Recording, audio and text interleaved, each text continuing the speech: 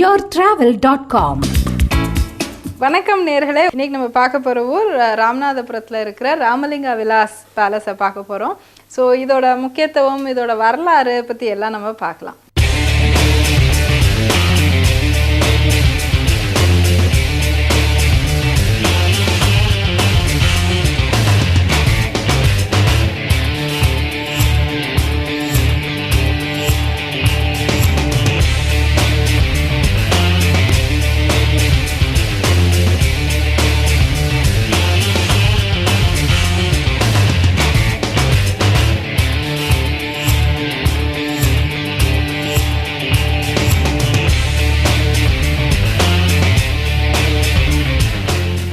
ராமலிங்க விலாஸ் கட்டியவர் கிழவன் சேதுபதினு ரொம்ப பிரபலமான இருந்த ஒரு சேதுபதி மன்னன். இவர் தான் கட்டியது. இது ராமநாதபுரத்தோட சென்ட்ரல் லொக்கேஷனில் இது இருக்குது. அண்ட் இதில் என்னன்னாக்கா ஒரு பெரிய ஒரு தர்பார் ஹால் அண்ட் ரொம்ப ஒரு பிரமாதமான ஒரு லைஃப் ஸ்டைல் உள்ள ஒரு பேலஸாக அது இருக்குது. ஆஸ்டன்டேஷியஸ்ன்னு சொல்லுவாங்களே, அது ரொம்ப ஆடம்பரமான ஒரு இடமா இருக்கும் அது. ஸோ இப்படியாப்பட்ட இருக்கிறத பற்றி நம்ம அடுத்தது பார்க்கலாம்.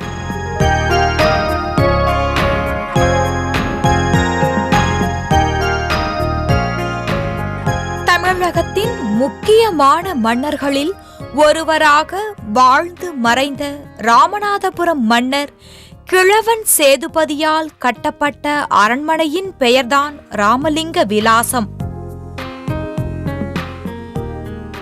தொல்பொருள் ஆய்வுத்துறையின் கணக்குப்படி கிபி 1690 ஆண்டிலிருந்து கிபி 1710 ஆண்டு காலகட்டத்தில் இந்த அரண்மனை கட்டப்பட்டிருப்பது தெரிய வருகிறது. பழமை வாய்ந்த தோற்றத்துடன் சிதிலமடைந்த நிலையில் காணப்படும் ராமலிங்க விலாசம் ஏராளமான அறைகளையும் மாடங்களையும் கொண்டதாகவே உருவாக்கப்பட்டிருக்கிறது.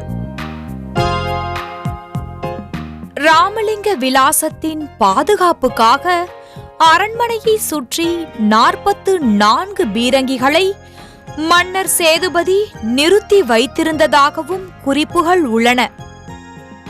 அதுபோக பாதுகாப்பு கோபுரங்களும் அரண்மனையில் இருந்திருக்கின்றன. இங்கு தங்கியுள்ளவர்களுக்கு என அரண்மனையின் தெற்கு மூலையில் கோயில் உருவாக்கப்பட்டிருக்கிறது. அதில் இன்றும் வழிபாடுகள் நடந்து கொண்டிருக்கின்றன.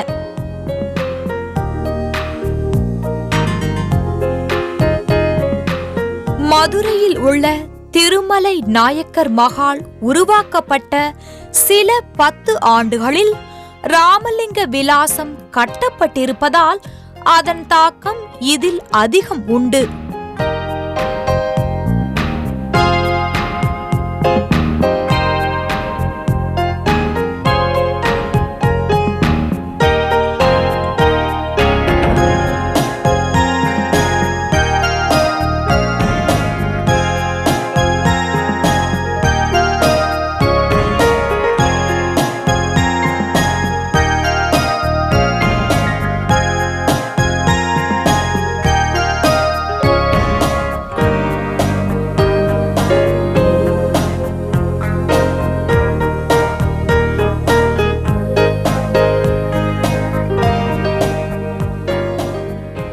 ராமலிங்க விலாஸோட தர்பார் ஹாலில் தான் வீரபாண்டிய கட்டபொம்மன் ஜாக்சன் துரை, ஈஸ்ட் இந்தியா கம்பெனியை சேர்ந்த ஜாக்சன் துரையுடன் சந்தித்து நான் வரி கொடுக்க மாட்டேன் அப்படின்னு வீரமாக மறுத்தார்.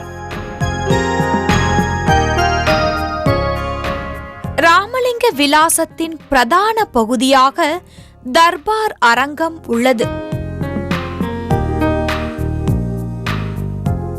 2 வரிசைகளாக நின்று கொண்டிருக்கும் தூண்களின் மத்தியில் செல்லும் அழகிய பாதைகள் நம் கண்களை கவர்கிறது.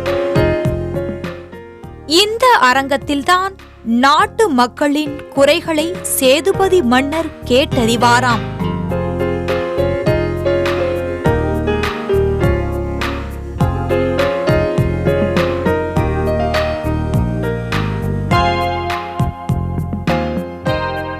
கிழக்கிந்திய கம்பெனி இந்தியாவில் கால் பதித்து தங்களுக்கு வரி செலுத்துமாறு பாளையக்காரர்களுக்கு உத்தரவிட்ட போது அதனை ஒப்புக்கொள்ளாதவர் வீரபாண்டிய கட்டபொம்மன் என்பது நம் எல்லோருக்கும் தெரிந்த ஒன்று.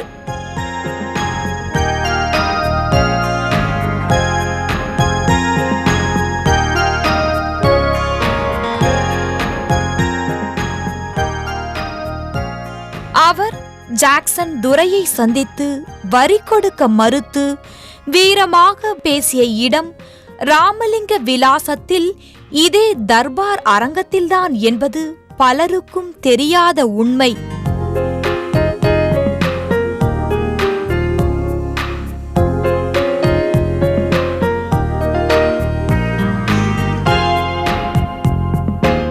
போரில் பயன்படுத்தப்பட்ட குரு வாளில் இருந்து பல்வேறு ஆயுதங்கள் மன்னர் சேதுபதியின் வீரத்தை பறைசாற்றுகிறது.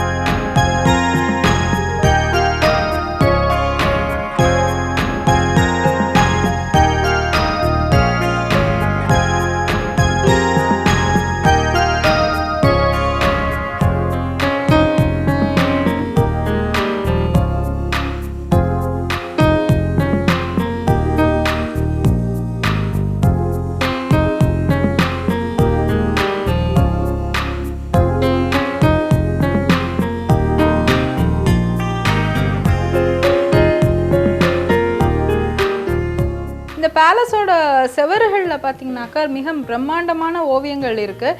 இதோட பேர் வந்து மியூரல்ஸ் அப்படின்ட்டு சொல்கிறது உண்டு. செவத்தில் செய்யக்கூடிய படங்களுக்கு பேர் வந்து மியூரல்ஸ். ரொம்ப மிகப்பெரிய பிரம்மாண்ட ஸ்டைலில் செஞ்சு வச்சுருக்காங்க. ஸோ இதை எதை சித்தரிக்கிறது அப்படின்னாக்க வந்து அந்த காலத்தில் மன்னர் எப்படி எப்படி வாழ்ந்தார், எப்படி எப்படி ஆண்டார் அப்படிங்கிறதோட கதை தான் இந்த பட ஓவியங்கள்.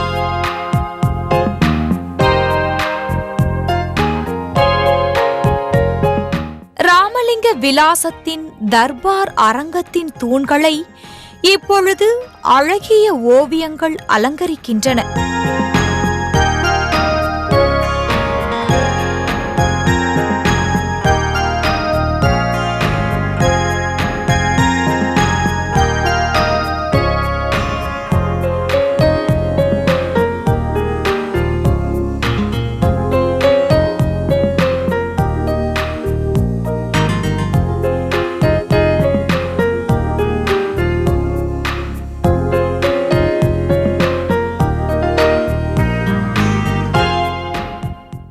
தர்பார் அரங்குகளை மட்டுமல்ல, கிழவன் சேதுபதி கட்டிய வனப்புமிக்க அரண்மனையின் சுவர்களும் உத்தரங்களும் அழகிய ஓவியங்களை தாங்கியே அமைக்கப்பட்டுள்ளன.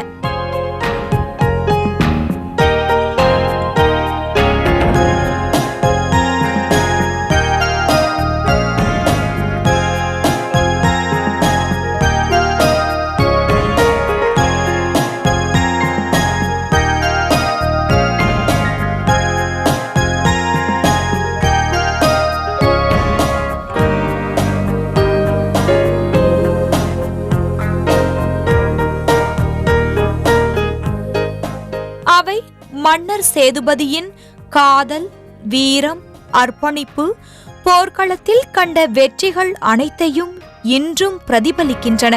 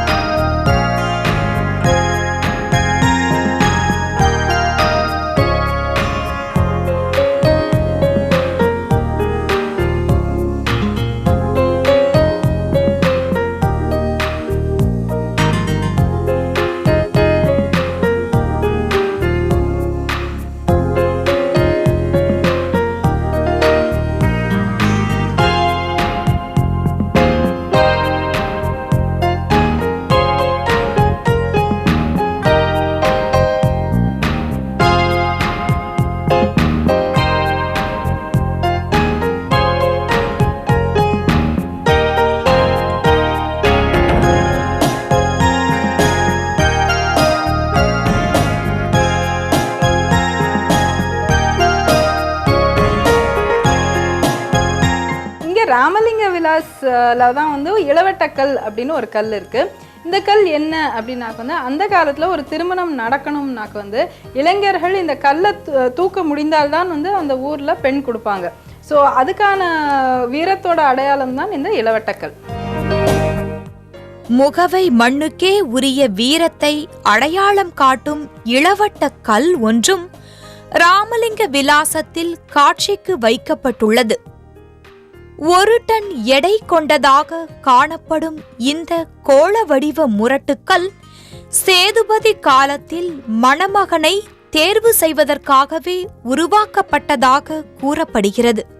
ஒரு பெண்ணை திருமணம் செய்ய விரும்பும் ஆடவன் ஒருவன் இந்த கல்லை தனது தோளில் ஏற்றி கீழே இறக்கி வைக்கும் போது மட்டுமே ஆண்மகனாக கருதப்பட்டு மணமகன் அந்தஸ்தை அடைய முடியும். ராமநாதபுரம் சீமையில் மணமகன் தேர்வு இப்படியாகத்தான் இருந்திருக்கிறது.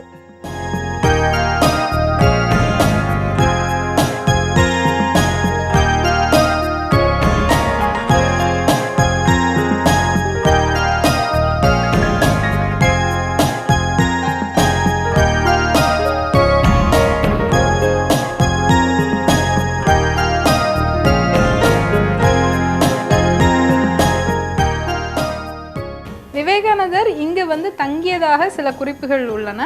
அதே மாதிரி இவர் தங்கியிருந்த இடத்தின் பேர் சங்கர விலாஸ் அப்படின்ட்டு வச்சிருக்காங்க. ராமலிங்க விலாசம் டிராங்கபார்ல இருக்கிற டேனிஷ் கோட்டையும் கிட்டத்தட்ட ஒரே ஆர்கிடெக்சர் அப்படின்னு ஆராய்ச்சியாளரோட கருத்து. யானையாகவும் சிங்கமாகவும் புலியாகவும் தோற்றமளிக்கும் ஓவியம் ஒன்று ராமலிங்க விலாசத்தில் முக்கிய அடையாளமாக திகழ்கிறது.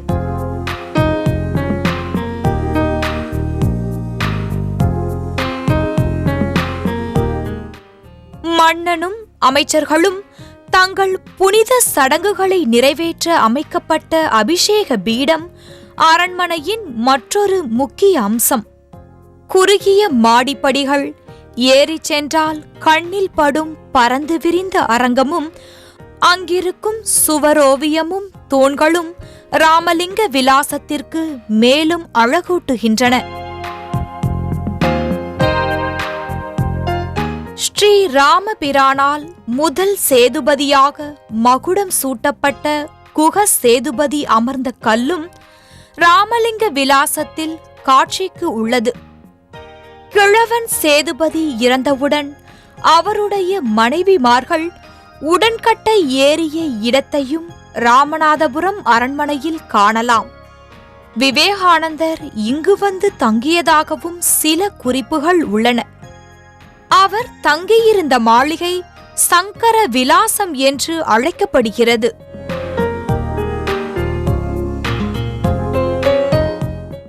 எதிரிகளின் படையெடுப்பை முன்கூட்டியே தெரிந்து கொள்ள வசதியாக மன்னரை நேரடியாக பார்க்கும் விதத்தில் 2வது தளம் ஒன்றும் அமைக்கப்பட்டு அதில் கிழவன் சேதுபதி தனது மாலை நேரங்களை கழித்திருப்பது ஆச்சரியம். இந்த தளத்தில் இருந்து பார்க்கும் பொழுது ராமநாதபுரம் நகரை முழுவதுமாக பார்க்க முடியும். ராமலிங்க விலாசத்தின் பல்வேறு கட்டிட பகுதிகள் 3 நூற்றாண்டுகளை கடந்தும் இன்றும் அசைக்க முடியாத பலத்துடன் நின்று கொண்டிருக்கின்றன. தரங்கம்பாடியில் உள்ள டேனிஷ் கோட்டைக்கு நிகராக ராமலிங்க விலாசமும் அமைக்கப்பட்டிருப்பதாக மன்னர் சேதுபதியின் வாரிசுகள் கூறுகின்றனர். இந்த அரண்மனையின் தொன்மை வாய்ந்த கட்டிடக்கலையும் அப்பொழுது நடைமுறையில் இருந்த சடங்குகள் பற்றிய சரித்திர குறிப்புகளும் மன்னர் சேதுபதி காலத்து வாழ்க்கை முறையை நமக்கு புரிய வைக்கின்றன. இவை வரலாற்று ஆய்வாளர்களுக்கு மட்டுமல்ல, இங்கு வந்து செல்லும் சுற்றுலா பயணிகளுக்கும் நிச்சயம் ஆச்சரியம் அளிக்கக்கூடியவை. 350 ஆண்டுகளுக்கு முன் வாழ்ந்த புகழ்பெற்ற மன்னர் ஒருவரின் வாழ்க்கை வரலாற்றை சத்தமில்லாமல் நமக்கு விளக்கி காட்டிக் கொண்டிருக்கிறது ராமலிங்க விலாசம் என்றால் மிகையல்ல. ஒரு 350 ஆண்டுகளுக்கு முன்னாடி ஒரு மன்னன் எப்படியெல்லாம் வாழ்ந்திருப்பான் அப்படிங்கிறதோட சைலண்ட் ஸ்பெக்டேட்டராக இருந்தது தான் இந்த ராமலிங்க விலாஸ். இதே மாதிரி வந்து பல இடங்கள் இருக்குது. இந்த ராமலிங்க விலாஸை கட்டாயம் நீங்கள் போய் பார்க்கணும்.